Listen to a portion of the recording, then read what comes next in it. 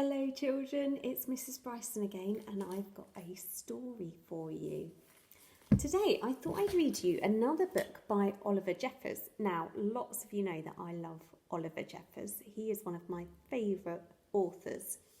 And today's book is one that I found in a charity shop in Wellington just before lockdown, so I was really pleased I found it. And as you know, the charity shops are great places to buy books. They're books that other people have read and finished with and they don't want to keep, and they take them to the charity shop and then you can buy them for not very much money at all. They're fantastic. You get some really great books in there. So let's read this one. This Moose Belongs to Me by Oliver Jeffers. And we can see on the cover there a man or a boy and a moose.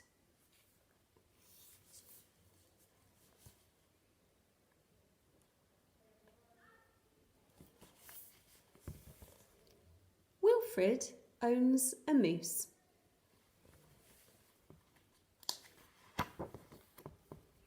He hadn't always owned a moose. The moose came to him a while ago and he knew, just knew, it was meant to be his. He thought he would call him Marcel. Here he is, putting a little name tag onto Marcel.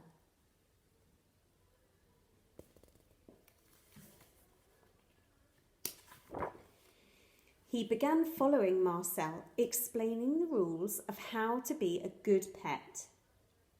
Much of the time it seemed as though the moose wasn't listening, but Wilfred knew he was. Mostly because he followed rule number 4 very well. Not making too much noise while Wilfred plays his record collection.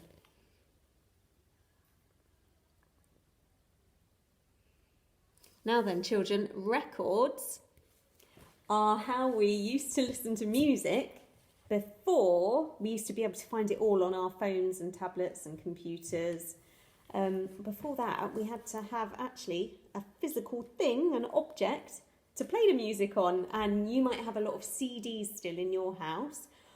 Even some of your mummies and daddies might have some tape cassettes with music on, but even before that, we had records.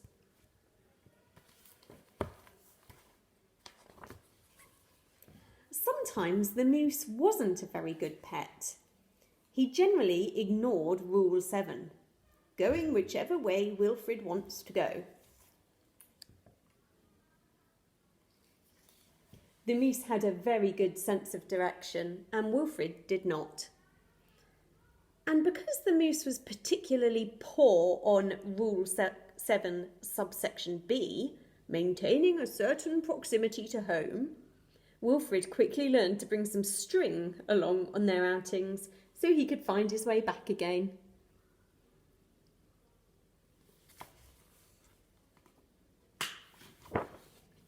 Sometimes the moose was an excellent pet. He had no trouble with Rule 11, providing shelter from the rain. Can you see the moose is so big that Wilfred is able to stand under him for shelter when it's raining. And rule number 16, knocking things down that are out of Wilfred's reach. Good work.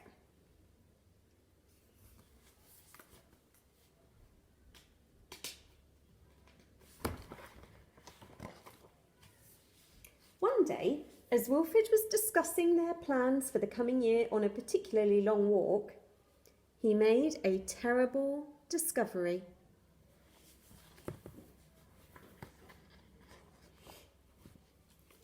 Someone else thought they owned the moose. Rodrigo, you're back!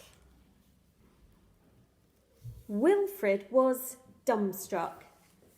That means he's so shocked he's speechless.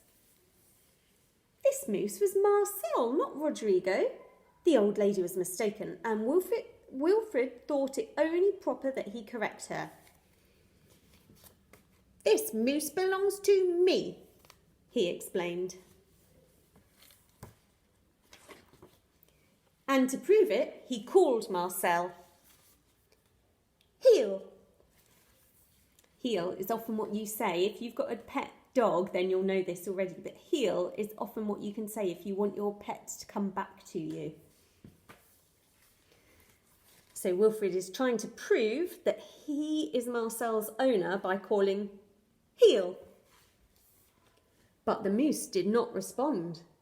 He seemed more interested in the old lady. I wonder why. Good, Rodrigo.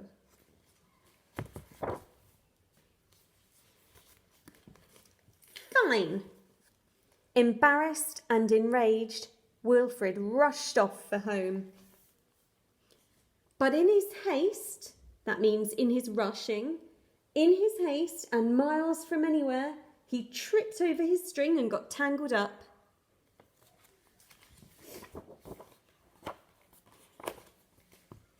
And there he lay. Wilfred was beginning to get a little bit worried.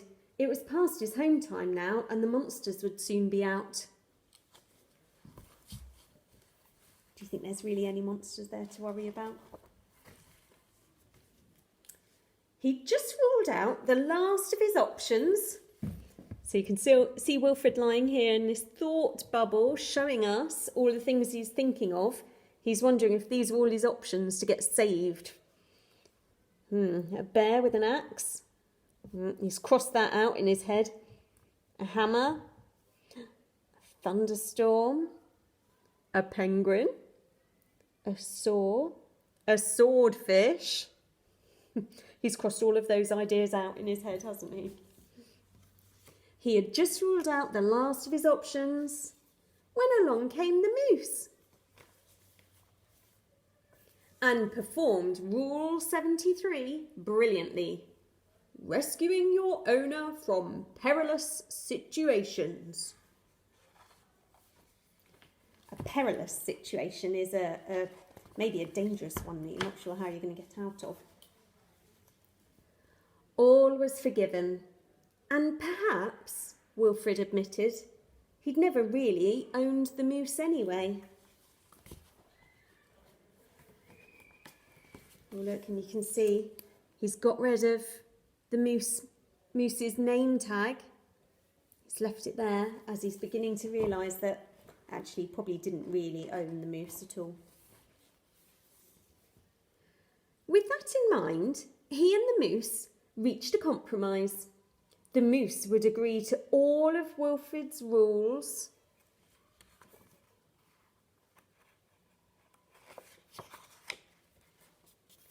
Whenever it suited him.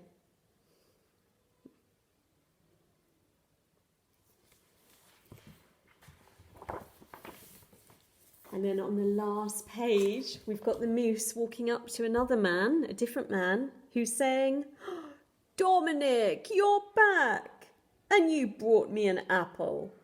So there's someone else that thinks they own the moose. So this moose has been called at least 3 different names by people who think they own him. But in the end, we think that Wilfred realised he probably didn't own the moose at all, did he? Now, lots of us love having pets in our houses, and that is a really, really lovely thing to have. But a lot of animals in the world are wild animals, and they don't belong to anyone, and they just do their own thing, and they're really important for the world. And it's really important that we don't try and own them, isn't it? Because they know how to live naturally in the world all by themselves. And like a lot of Oliver Jeffers books, that one's all about friendships between people that you wouldn't imagine are friends. And I really like that theme as well. Okay, everyone, it's been lovely to read you another story today, and I'll be back with another one very soon. Bye for now.